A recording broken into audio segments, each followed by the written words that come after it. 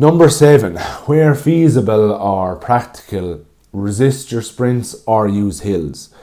If you've access to hills, use them. They're so good for a few reasons. They generally force better technique because they force you to lift your knee a bit higher and pull your toe up another little bit. They're going to force a bit more intent and just general force into the ground to get you to go up it. They're also going to reduce impact on the body. So because you're not coming fully to the ground each time after each step, it's at that elevated. It's similar to doing a vertical jump straight back down to the ground versus a vertical jump onto a box. It reduces the overall impact, so it has less of a load on the body. And that's going to long-term help with recovery and just how much it takes out your body, your system. You're also if you're doing sprints, you can conceivably do a sprint, stop, wait there and sprint on again. Like if it's 30 meters on a pitch instead of coming back to the start.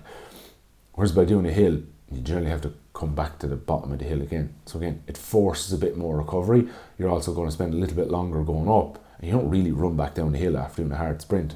So it forces that bit of recovery. I would warn here, try not to use too steep a hill. If it gets too steep, you just lose a lot of the benefit. It's too far away from what good technique or the type of forces you want to develop really are. So a gentle to a medium grade, what that is in terms of percent, I don't actually know, I'm poor gauging percents of hills, but a gentle to a medium gradient will be fine here. If you have access to a couple of different ones, do your main speed, acceleration or sprint work on a gentle one. Then if you want to do a bit of conditioning afterwards on a really steep one, let the players let them go and tire themselves out as much as they like. It won't have an overall negative impact on the stuff you did at the start. You can play around with different distances. You can do little short 5 meter ones really quick. You can even do a couple of jumps or bounds up hills. They're really useful. Or you can do a few longer acceleration based ones to get them up towards a top effort that might be 40 to 60 meters length, provided you have access to hills like that. And access to the hills is the key there. They can be hard to come by.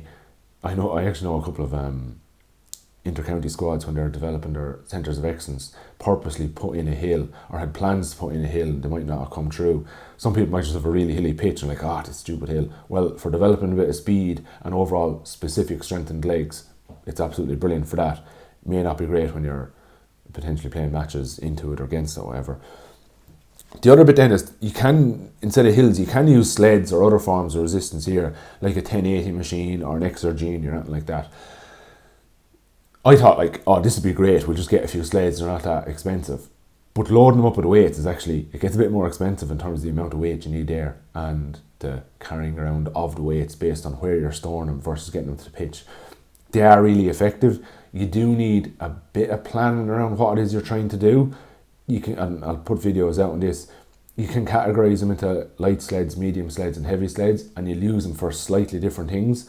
The heavy sleds for more acceleration based work, specific strength and technique wise. Medium sleds will kind of hit everything across the board, and your lighter sleds for your more longer accelerations or your faster, longer stuff. You do need a bit of planning and thought to go into this. Don't just expect to load your players up with sleds and they'll all get faster.